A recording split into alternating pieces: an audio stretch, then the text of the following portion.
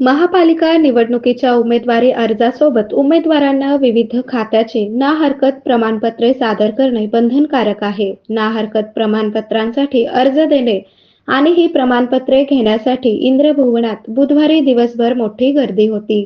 सायंकाळी वाहने लावायला जागा नव्हती.